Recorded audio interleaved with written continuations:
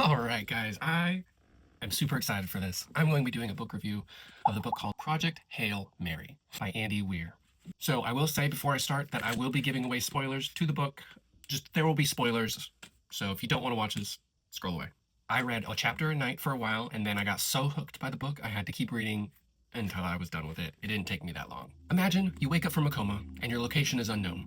What is known is that 2 of the passengers that are next to you are dead. Looking around, you find out you're in a spaceship, close to a sun, but not our sun. And that's when things get interesting.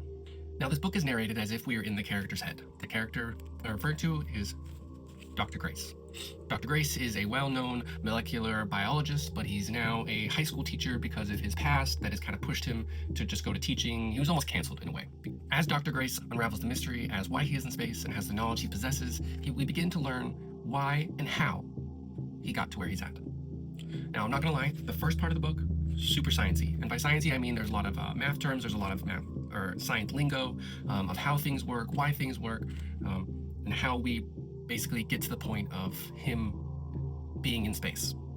Personally, I enjoy that kind of stuff, but it gets very interesting when outside his spaceship window, he sees another spaceship. Houston, we have made contact.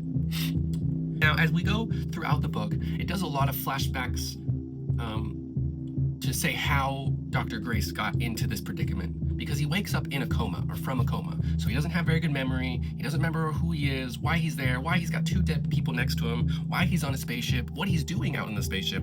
There's a lot of questions that need to be answered, and they do a very good job throughout the book and keeping you very engaged. For being space, like, there's not a lot out there. However, they kept this book so entertaining and so well-paced that you don't get bored of it. I just love how the inner workings, that you get the inner monologue from Dr. Grace, and basically learning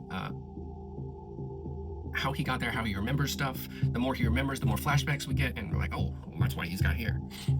But eventually we begin to learn why he's in space. We learn that Earth is being attacked by this thing called, what he comes up with is called astrophage. Now, astrophage is basically a microorganism that feeds off the energy of the sun, aka it's just killing our sun because it just eats the sun. It's a very slow process, but it does it over time. So Earth was given about 27 years or so to live before basically humanity will just be wiped out because these astrophage are just going around eating stars, destroying their energy. They figure out that in one of these star systems, Tau Ceti, that Tau Ceti is not actually being consumed by said astrophage. So they collectively, and this is where I find it kind of hard to believe,